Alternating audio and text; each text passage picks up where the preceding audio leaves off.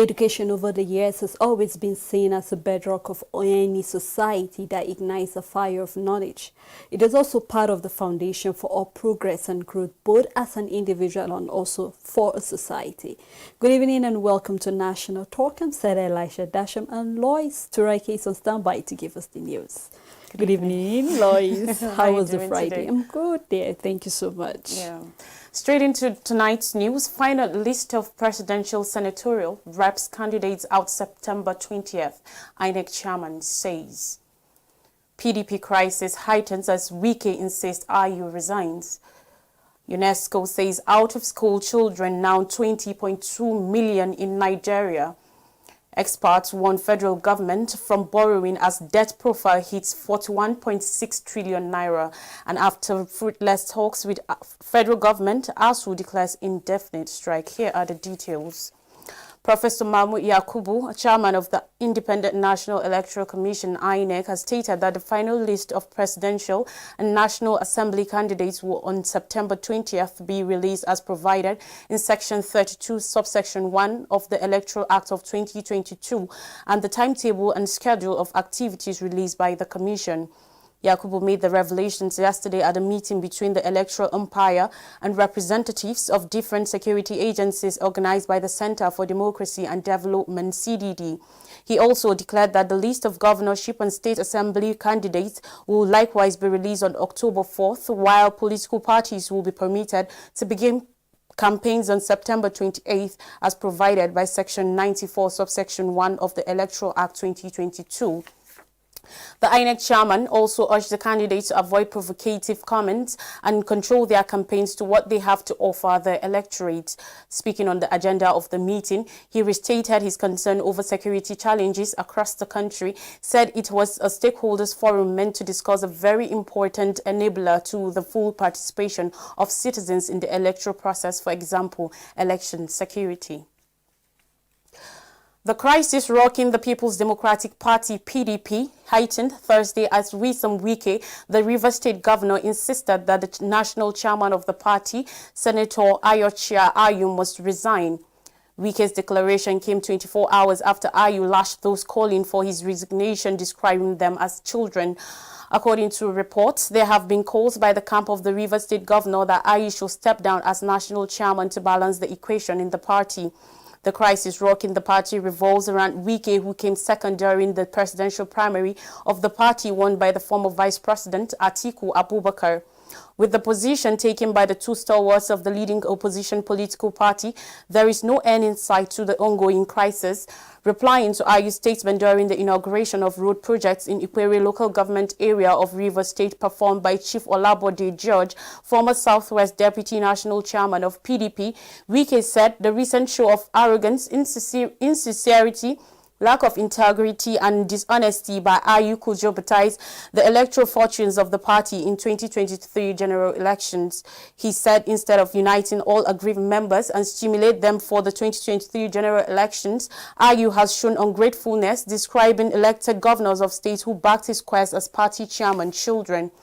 The governor dismissed the claim by Ayu that he is one of the founding members of PDP.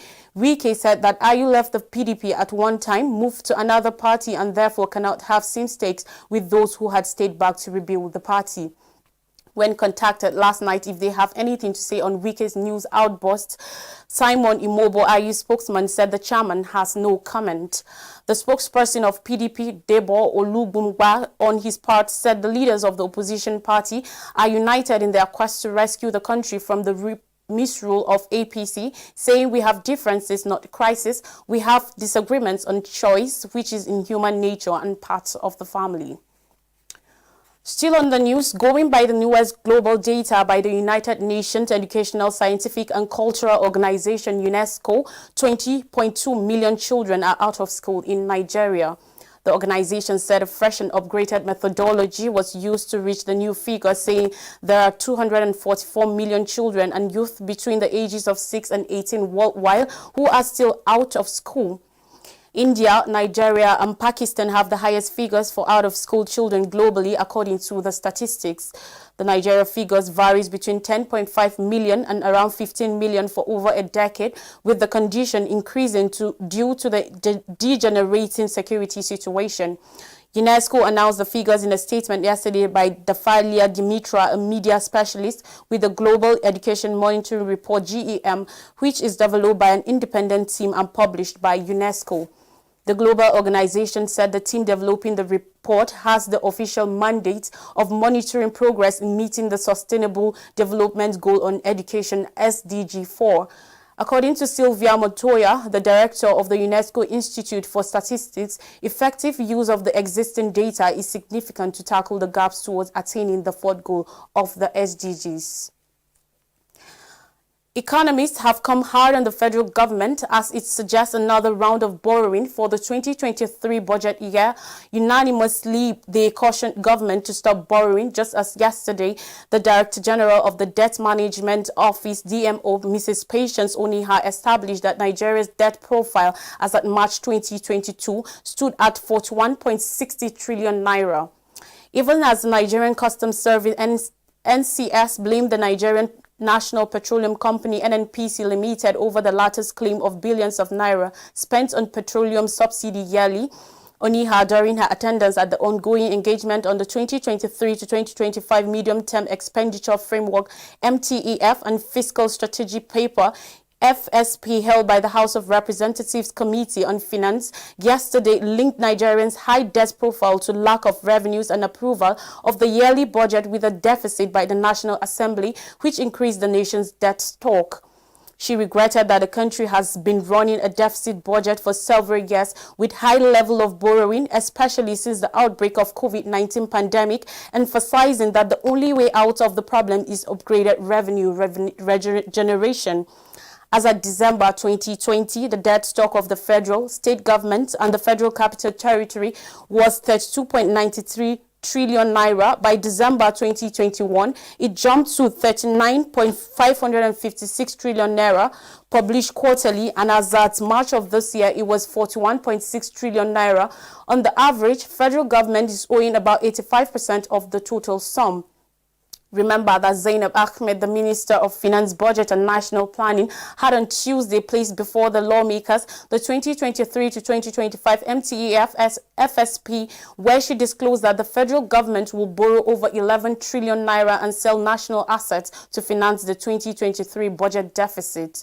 Besides that, Hamid Ali, the Controller General (CG) of Customs, accused NNPC of mixing up fictitious figures in the name of subsidy payments to the detriment of the masses. He disagreed with NNPC's 98 million litres daily petroleum consumption number in the country, saying it should not be over 62 million based on the service's findings. In a statement, Human Rights Writers Association of Nigeria, WURIWA's national coordinator, Comrade Emmanuel Nwobiko, said the government must not add cost of governance at the detriment of the social well-being and security of the citizens, as such must positively impact the lives of citizens. And finally, the Academic Staff Union of Universities, ASU, has declared an indefinite strike through a confirmed statement signed by ASU President Professor Emmanuel Osadeke. He said NEC observed with regret that the union had experienced a lot of deceit at the upmost level in the last 5.5 years, saying the federal government engaged ASU in futile and endless negotiation without a display of utmost fidelity. The statement read in part in view of the foregoing and following extensive deliberation on government's response to the resolution of 14 February 2022. So far, NEC concluded that the demands of the union had not been satisfactorily addressed. Consequently, NEC resolved to change the rollover strike to a comprehensive, total, and indefinite strike action beginning from 12:00 a.m. Monday, 29th August 2022. Adding that NEC admits with appreciation previous and present efforts by renowned Nigerians and groups to intercede in the persistent crisis. Our union remains open to reasonable engagement as we have always done. ASU started its ongoing strike on February 14th, 2022 after the federal government refused to meet some of its demand. It's now back to Sela with tonight's discussion with her guests. Please stay with us. Sela, over to you. Thank you so much, Lois, for that beautiful news, and to have a blessed weekend ahead. And still ahead on National Talk, just as Lois have actually stated, we shall be looking at the ASU indefinite strike and also the implications of the borrowing on the educational sector. Do not go anywhere. We'll be right back after this break.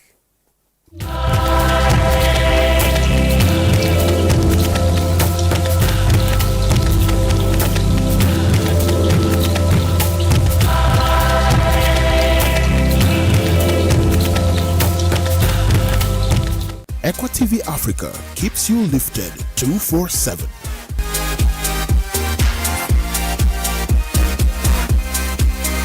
Fixes your day and makes it fulfilled with messages of hope and salvation.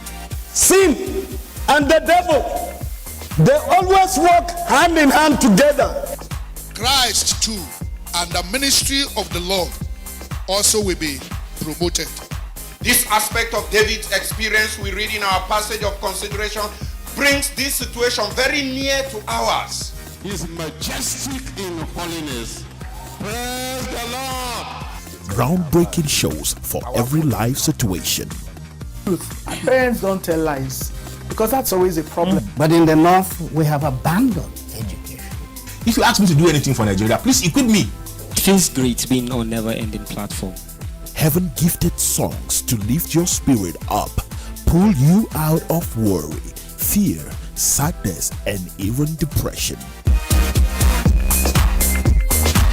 Keep watching ECWA TV Africa. Follow us on all our social media platforms and subscribe to our YouTube channel. Hit the notification button to keep up with our activities.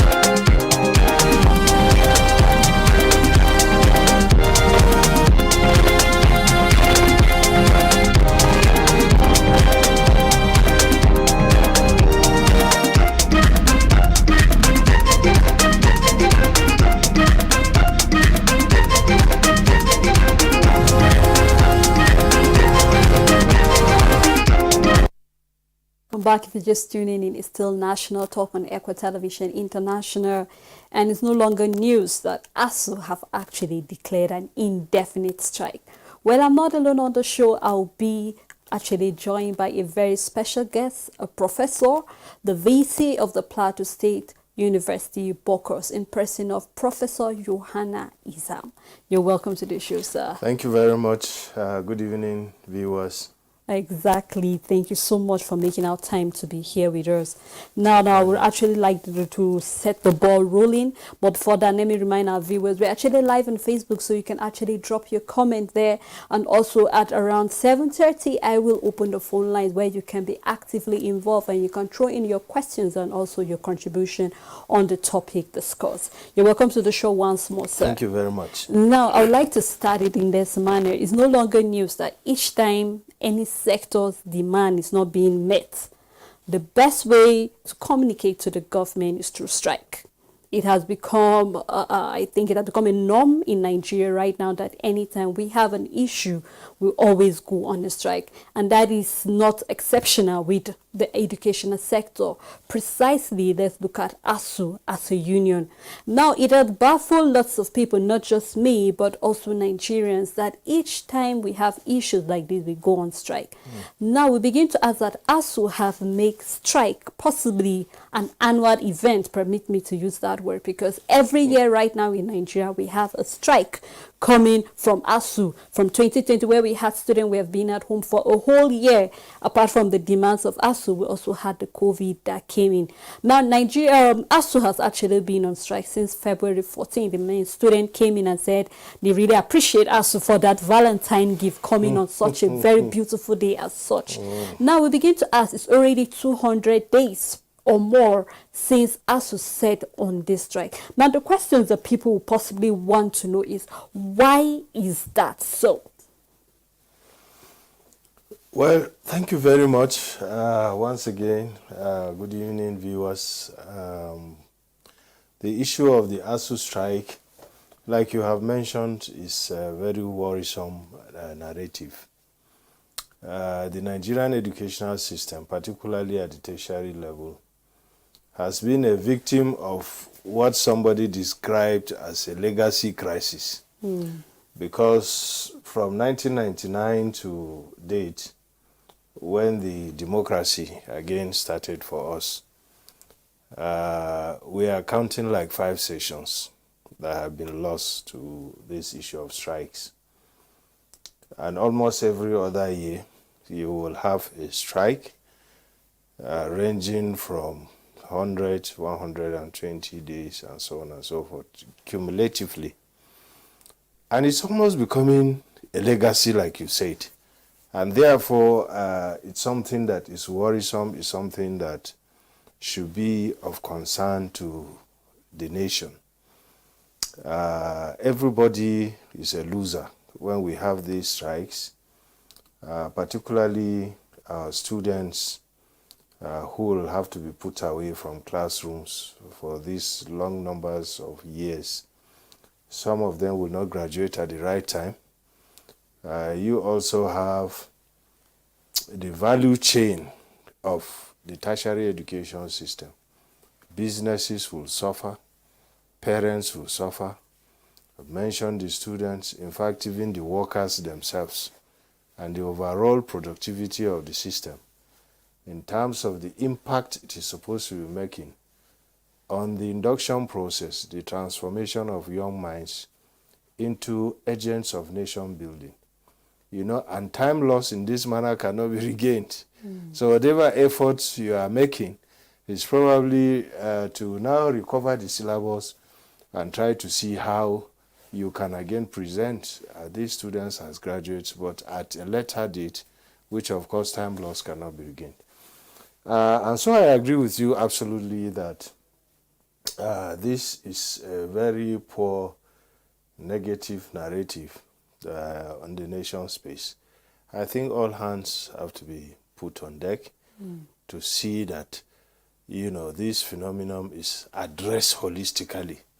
Unfortunately, with the current strike, it seems we can begin to talk about the major issues about funding of education in Nigeria. How much money can we put into tertiary education? The second one is the issue of agreements that are being signed always between, for instance, federal government and unions. Because like we are seeing in this one, the union is also talking about the non-fulfillment of agreements that have been signed in 2009. Some aspects of it have not yet been met. So on the one hand, a government that is eager to achieve in education signs agreements to say, we will do this and this and this. On the other hand, probably because of the reality also of the economy, those promises that are orchestrated in these agreements end up not being fulfilled.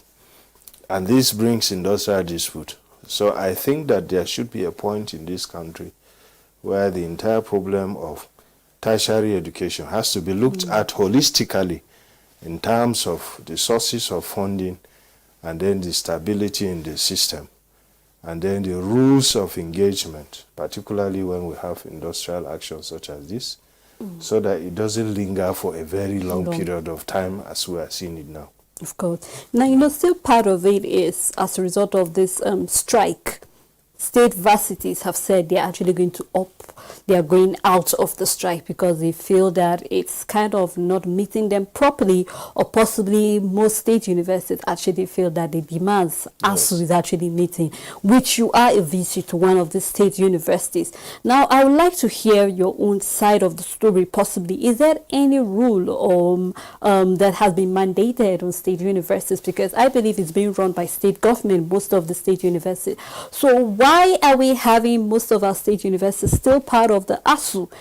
Can't we have them living like we have the Lagos State University and are not part of them? We have other state universities that have actually left from ASU. Is there a penalty, or why do we have some of our state universities actually being part of it? Because I know they were actually angry when the ASU chairman said that most of them are being quack, which actually, you know, most of them did not welcome that statement. Well, I think the ASU chairman has come back to say that he was misquoted, because certainly that kind of statement could not have emanated from a professor and a union leader who knows that the standards for all universities in Nigeria are basically the same and are being mentored by the National Universities Commission. Yeah, but aside from that, you have also made a valid point. In Nigeria, you know, we run a federal system of government. And in the nature of fiscal federalism, you know, the education is on the concurrent list, which means that federal government, state governments, local governments, and even private sector are now running universities.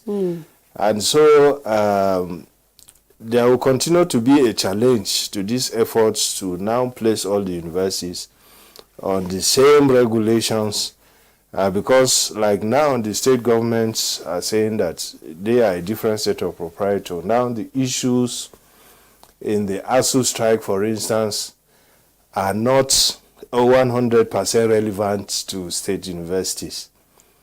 Take, for instance, the issue of the payment platform, which ASU has been talking about. State universities don't use IPPIS as a platform to pay their teachers or even other staff of the university. And so when you are talking about the issues in the strike, the other one, like the accumulated end allowances that have not been paid, even after agreements have been signed. For instance, in the Plateau State University now, the state government has almost cleared all the issues of the end allowances of academic staff, to the extent that out of 11 sessions, state government has paid 10 out of the 11 sessions. That's commendable. Which makes the Plateau State University one of the best public universities in terms of responsiveness to the payment of these allowances. And so the continuous participation of state universities in the strike doesn't actually make a lot of sense. And you are right to note that, as you can see, many state universities are now pulling out. And this trend, I believe, will continue. Because if you were in solidarity and sympathy with the national ASU, it is now clear that at least that sympathy has served its youthfulness, and then we expect that state universities should be open to open the doors for students to come back and continue with their learning. So it would be right for me to say that possibly the strike of ASU is for personal interest, or would you like to verify me if I'm wrong? Because we have the body of Nigerian student NAS that said that what ASU is actually applying for is for their own personal interest and not for the interest of students. So will you now want to clarify such statement coming from Nigerians when they say that the strike for ASU, even though I would have loved if we had some of the reasons why ASU is actually going on strike, we have the revitalization, we have the university autonomy, and so many other, lists that they actually listed. I mean, recently the federal government said they're not even going to pay them for the 6 months that they have been out of classroom. So it will be right now to say that possibly ASWA actually, the strike is for their own personal interest, because I think they share a blame too with the federal government, because people begin to ask questions, what happened that you did not negotiate in February, March, April, and present we are in September, almost getting to 7 months. Well, thank you very much. I will not be part of the people pushing the narrative that it is necessarily for personal interest. Because truly, if you look at some of the demands that the ASU is making, they are quite reasonable demands. Even the issue of wages, because, to be very fair to scholars in Nigeria, I think what is being paid as remuneration can actually be better than what it is. In terms of even the 2009 agreement, because it says after every 4 years, we should come back and look at the conditions of wages and salaries, increment and all that. So whether we are looking at it from the point of view of, the comparative analysis between even African countries, and then not to talk of, Western Europe and elsewhere. And so one will think that it is a legitimate demand to say that, can we look at the wages and see whether it can be improved? The second issue about the IPPIS, in the nature of how scholars offer their services in universities, there is what we say visiting lecturership, because you are not only in one place. And the way curriculum is executed in universities is such that different kinds of people come in to create realism in the classroom with respect to the discipline that is being taught. And even the best universities that we cite, Cambridge, Harvard, will probably have more visiting lecturers than people who are on their permanent employment. And so any platform that pays lecturers has to be sensitive enough to respond to these peculiarities. And I think even vice chancellors have also lent a voice to say, can we look at this IPPIS platform? Because if it is a software, it can be reviewed, it can be corrected, so that lecturers can be properly paid, so that they can offer services that they are being employed to offer. And so you look at revitalization, it's a legitimate demand, because university education is a capital-intensive venture. And the first thing you'll notice is that university is a concentration of experts, so even the overhead cost of running, wages and salaries and other things, you are also dealing with students, with another group of people that need special care in terms of not only the classrooms, but even their life outside the classroom. And so it's good to talk about funding for university. But the only place where I think that the balance need to be, struck is the fact that as demands are being met also, the federal government also has limitations in terms of how much money they can allocate to various functions. And I think where we are now, it is about striking a balance between these legitimate demands and how much, the government can do to address them. And we have also said that nobody goes to negotiation and expects that 100% fulfillment of all the demands will be met. And so we have also been appealing. Yes, you have legitimate demands, but please look at also the condition of the economy and also be sensitive to whatever efforts and offer that the government is making at a time like this. I think if these two factors are married, we'll get to somewhere in this particular strike. But I think basically Nigerians, we actually say, okay, we're going to look at allocations that go to the tertiary institutions, or even education as a whole, because the Minister of Education clearly stated that the allocation that comes into the educational sector is not enough to meet some of these demands that are being met. But then we see where we have misplace of priority, where we see lots of money going to other sectors that are not supposed to go, or possibly allocation that's meant to go into education. Because if you tend to look at what UN says, that the money that's supposed to go into education, Nigeria has not met half of that, because we have like about 3% or 5% of the fund of each year that goes into the educational sector. Now, what more can we do as federal government, basically? Because just like you rightly stated, education, we cannot overrule that. Literacy is key in any society. If we want to build it, just today on the papers, or even while reading the news, we heard that out of school in Nigeria, we have over 20.2 million that are out of school. And we are the second highest in the world presently. So you can actually see it tends to look like presently federal government do not have education on their number one, will I say, highest priority, because we are having misplacement of priority presently as it looks. So what more can we do presently? Because we need to see a way that we can handle this crisis that is going on, because we cannot continue the way we are presently.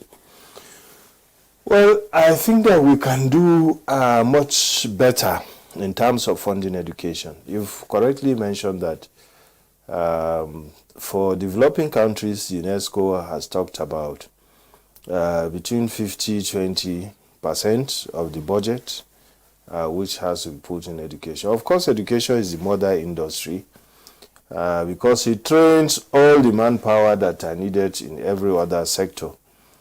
And therefore, as a social service, as something that is critical to nation building, the UNESCO recommendation is actually a very good starting point.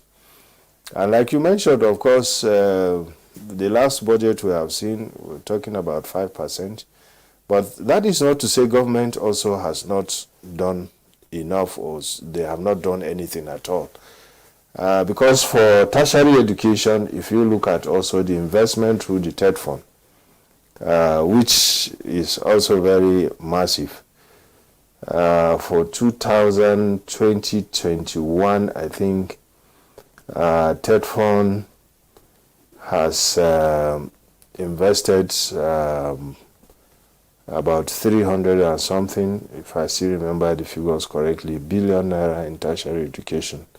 So if you mainstream that also into education budget, you find out that it's also something that can be said to be a very good effort in the direction of funding.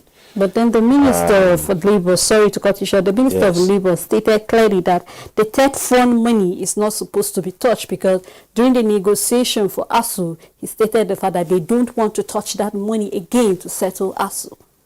Yes, I'm just talking about investment in education. Okay. Just to say that looking at all the components of investment, government has done, but I still say that we can still do better in terms of budgetary allocations to education. I'm not excusing the fact that there is gross underfunding in education, and I think that it's not something that can happen in just on the table during one strike action. What some of us are thinking is that beyond this strike, there has to be multi-level discussions about the kinds of tertiary education we want to have in this country. Because if you are negotiating and discussing under pressure, the strike situation, you won't get the best out of solutions that you need to have. So I think that parents have to be involved. Students have to be involved, government has to be involved, university administrators have to be involved, so that we have a template of the kind of tertiary education system we want to have in this country. I'll give you an example. We are now saying university education institution free. Where in this world, particularly in Africa, can you talk about tuition-free university education? In the United Kingdom today, you have not less than 65,000 Nigerians who are going to pay 25 or 24,000 pounds per annum, And the total amount of money that Nigerians are spending in the UK alone is about 1 trillion naira. And so if you are talking about a free, tuition-free education, because they are considered as foreign students. So when will our own country now begin to have big universities that will attract that level of foreign students to come? 1 trillion naira will probably be something like the budget of how many big universities in Nigeria? But who are the parents of those kids that go school abroad? We are still talking about Nigerians. Nigerians, and we're still talking about the public holders. I remember there was a bill that was about to be passed where one of the House of Members of Reps said that he wants to pass a bill where kids of those who are in public offices should not send their kids abroad. And he was not even allowed to conclude that statement. Members of the House were laughing at him. These are the same people that send their kids abroad to school. That money that has been sent here, can't we use that money to enrich Nigerian educational sector? Possibly that will also attract, foreign students to come into the country to school. Well, no research has been made to show the composition of who and who has sent these people. Yes, some office holders, but what percentage? You have the business people, you have private citizens, all kinds of people who have money, of course, can send their children to anywhere they want to send them. But the point that I am making is that these are also Nigerians. We have taken 1 trillion naira to the United Kingdom. We are not talking about other countries. Mm-hmm. By that singular act, Nigeria is the third biggest contributor of foreign students to the United Kingdom after China and probably India. Mm-hmm. And just to tell you that this notion of our saying our university education is tuition-free is not being supported by empirical evidence. As witnessed in the massive number of people now going abroad. Ghana is taking our students. Kenya is taking a lot of our students. Now a lot of our students are going to Malaysia, postgraduate studies. So when will we now sit down to discuss this issue of funding university education? In the context of, what sources of funding that will stop all these strikes and all these industrial actions within the university? In this same country, parents pay more in secondary schools than they pay in universities. True. So we keep on saying government should now provide this, provide that. What contributions can we also make in view of the fact that university education is very expensive to run? I think those kinds of discussion involving critical stakeholders must take place, but not in a strike situation. So we are appealing that, is there any minimum condition we can meet, put off this strike, so that that real conversation can now start? In every crisis there is also an opportunity. Perhaps let this be the last crisis that we are looking at in the tertiary education system, so that real conversations should be done to make sure that funding sources are secured for university education, and then we see less and less of strikes. Of course. Well, our viewers we're still having the conversation concerning the indefinite strike on university, tertiary institution that's coming from ASU. Our phone lines are open.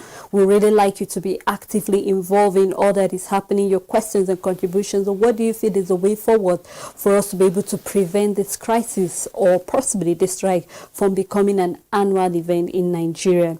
Now, still looking at the tertiary institution. One of the suggestions that people made about how we can settle the issue of this crisis or this strike is looking at the Abacha loot that came in, about $23 million, was part of what people said, why don't we, because this is not the first time we're having this money being recovered. We had that during Jonathan's time. We're having it too also now. In fact, I think this is the second time where we're having even Serap saying that it should be made publicly so that we actually know where this money is being used or how it's being used or which sector is going to get whatever percentage is going to get out of it. Now, do you think this will be possibly one of the ways? Because if we're going to still look at our debts presently, we're having about 41 point something trillion naira, and that is just by March.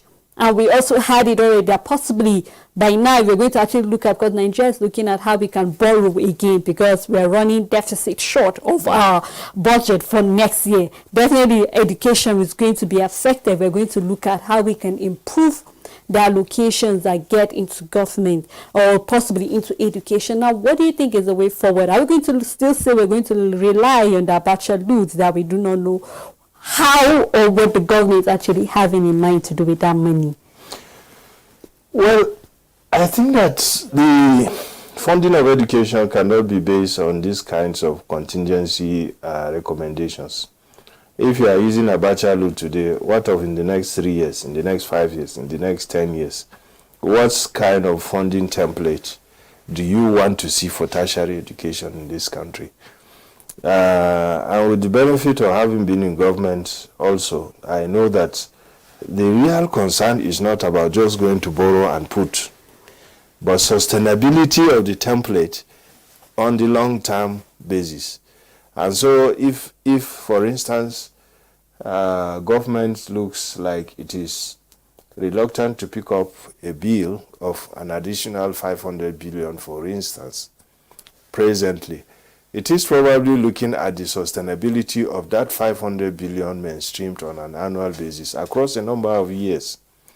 And that is why we are saying that these discussions about sustainable funding of university, we have to revisit it once again so that we'll match it with the vision of what kinds of tertiary education we want to have and support it with funding methodologies. And in that kind of conversation, we should now be looking at global best practices. How do other countries fund their own education? We will now be talking about what level of provisions in the budget.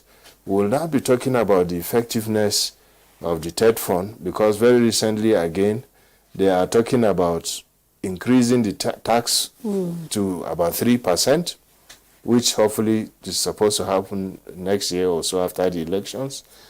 We have gotten it up to 2.5%, and those kinds of conversations will now be mounted in that kind of debate.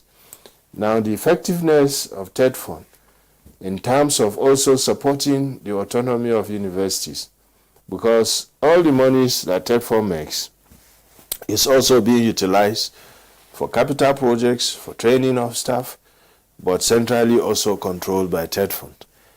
And so in the thinking of some academic leaders, there should have also been a component that will support the autonomy of the universities, so that if monies are made available, the governing council and the university community can determine what areas of priority they want to invest in. And so that if, for instance, in Bokos, I have an interest in potato value chain, I should be able to get money and put in research on potato value chain, because I have comparative advantage of being cited in a local government that has that kind of potentials. And if that is being done side by side, we can now have Nigerian universities also specializing in different aspects if the autonomy is promoted. So it is very important that we look beyond just temporary measures of bringing either Abacha loot. If tomorrow people are not looting and no loot is coming, so how do you now begin to fund the education? So borrowing will not do it. Discussion and determining sustainable funding, and then agreeing and mainstreaming it into the governance template in Nigeria, and all the parties respecting their various roles. Parents are doing, teachers are doing, government is doing. I think this is what will insulate the system from strikes. Okay. Well, we're still live on Facebook, and also please, our phone lines are displayed on your screen, so you can call us and be actively involved in the conversation concerning the indefinite strike. You made mention the fact that parents and every other stakeholder have to put their hands together for us to end it. It took me back to one of I think one of what was being said, that parents should pay about 10,000 naira for leaving. I know that is like taking us back to secondary school, possibly, because you made mention here hear that we pay more in the secondary school than the tertiary institution, even though it differs sometimes looking at the courses that someone studies, because some of these actually, with that you'll be able to look at the figure that you spend while in secondary school or in tertiary institution. But when you look at where parents are being, because parents had to get actively involved in this whole conversation before we saw people being proactive about what can we do to end this. But I do not understand that school of thought that says that parents should pay the 10,000 naira levy to actually facilitate or actually help to end this strike. It will not be just about an award of 10,000. I don't think that as good as that gesture is to show that, parents are concerned. But I think more than that, we still need to talk about that sustainable funding template. How much does it take to train a student from 100 level to becoming a graduate in pharmacy, in law, in medicine, in agriculture, and so on and so forth? The empirical evidence is clearly everywhere for everybody to see. And in this century, the cost components are becoming even more and more severe because of the challenges of development everywhere. And the need also to give exposure to students on, different disciplines that they are going through. And so, if you look at, again, the example that I have earlier on alluded to, in the United Kingdom, even the home students are now paying something like £2,400 or so as the cost. If you now change that to naira, you are talking about millions of naira, about 5 or 6 million annually for their own home students. And even at that, there will also be subsidies that government will give also to support the training of people. And it will appear as if university education is actually a privilege, because if you are to do it well to the required best standards, it's a capital-intensive venture. There is no way we can avoid these issues about tuition, for instance, government commitment to budgetary provisions, endowments, private sector also participation. If you look at what private universities are doing, there's probably none of them that takes less than 1 million as annual fees that students pay. And even at that now, they are increasing depending on the program. For you to do medicine in some of our private universities, some pay as much as 6 million, just like UK students are also paying. And so the essence of a conversation, a national conversation, is for us to say the kind of university education that we want in this country. Is it the one that we will be investing 500 naira to train a student, 1,000, 10,000?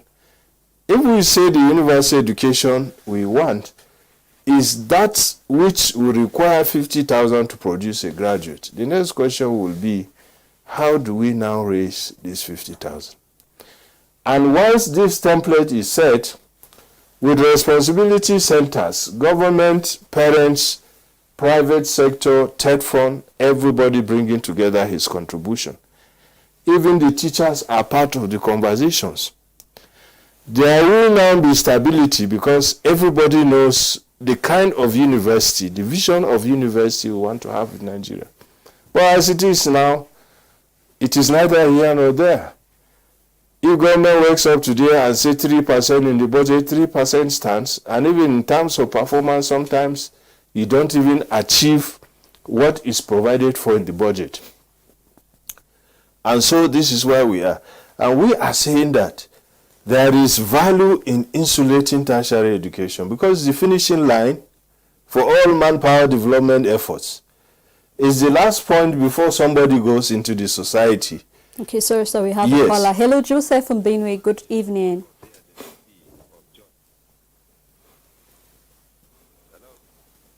Hello, Joseph, are you there? Hello. Okay, I think possibly we'll have to end that call and you call us back. you call us back again. Yes, sir, we're still having the conversation. So I keep on saying that it is important that we insulate education, because we think that it is an important mother industry. And it is worth all the efforts that we have this national conversation once and for all, because like somebody mentioned, it's like a legacy crisis. If this one is stopped now, after 2 years, 3 years, another strike action. So we are hoping that the opportunities presented by this crisis is one that now we request or demand that stakeholders meet once and for all to discuss the future of tertiary education in Nigeria. I think it will help us. So now what is the way forward now? What is us, because from the way things are looking, we're looking at this strike, we're hoping it ends, but it looks as if it's going to linger more than that, because we're looking at, it seems as if the entire nation, their faith has been turned to politics right now. In election 2023, people are no longer concerned about the education. All their concern is, who is my running mate? How will I start my campaign? We already saw it. INEC have already said campaign will be starting from September 20th down. It differs whether presidential. Now it seems as if the entire attention is now shifted to the present election, no longer on the education. So what can we do? Because you made mention we need to have a lasting solution. We don't want a situation whereby after having this strike, something little will be given, lecturers will go back to the classrooms, and then there are still other issues that are yet to be met, and we'll still have to go back on strike again, because it has become the norm that anytime we're having a problem, we just go into strike. Well, I think the timing is not too good, like you mentioned. It's an electioneering year. And unfortunately, politicians will be more active on the political front than probably looking very seriously at nation-building issues. But I'm happy to note that I think the National Universities Commission has called a meeting. Yesterday, Vice Chancellors were all in Abuja, and I think it is still ongoing to try to look at what kind of... Okay, let me take Mr. Joseph. Yes. Sorry. Hello, Mr. Joseph. Good evening. Hello, Mr. Joseph. Are you there? Okay, I have to really end this call so that we can actually round up the program quickly. Yes, sir. So we're looking at the way forward. So that meeting is still ongoing. I think another one probably coming up next week or so, Tuesday, between governing councils, university administrators, and workers. On the other hand, some other unions have called off their strike, the SANU and the NASU, and the National Association of Academic Technologies. So I will probably think that in the wisdom of some of these last-minute efforts, we will still be appealing to ourselves as stakeholders in the system to see whether there could be a suspension of this crisis, perhaps at a better opportune time to agree to have a holistic look, as I'm talking about. But this is just one view here. But I believe so many other stakeholders also share in that kind of opinion. What we need now is a short-term measure to allow us reopen universities so that we can now have multi-level stakeholder engagements in the future. And the timing, like I said, is not too good.